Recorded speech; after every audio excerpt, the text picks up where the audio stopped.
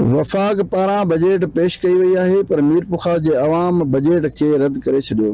ग़रीब ऐं मज़दूर तबिको सख़्त परेशानी जो शिकार आहे। बजट में बिजली जे बिलनि ते टैक्स, आम वाहिपे जे शयुनि ते टैक्स, ग़रीब माण्हू ॿ वेले जे मानी लाइ पिणु परेशान आहिनि। ॿिए तरफ़ पेट्रोल जे अघनि में वाध, मिटीअ जे तेल समेत केतिरे ई रोज़मर्रा जे शयुनि ते टैक्स लॻण सबबि अवाम जूं रड़ियूं।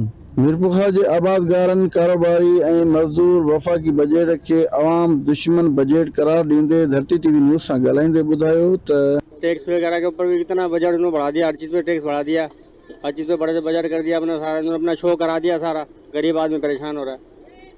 पेश किया है, इसमें आवाम को कोई रिलीफ नज़र नहीं आता। अभी 4 दिन पहले हमने सुना था टीवी के ऊपर के मस्जिद लाइट और बढ़ा दिए।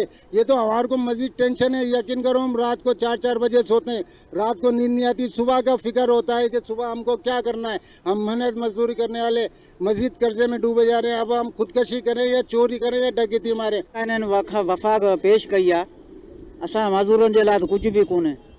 न साईं, मज़दूरी किथे कोन थी लॻे।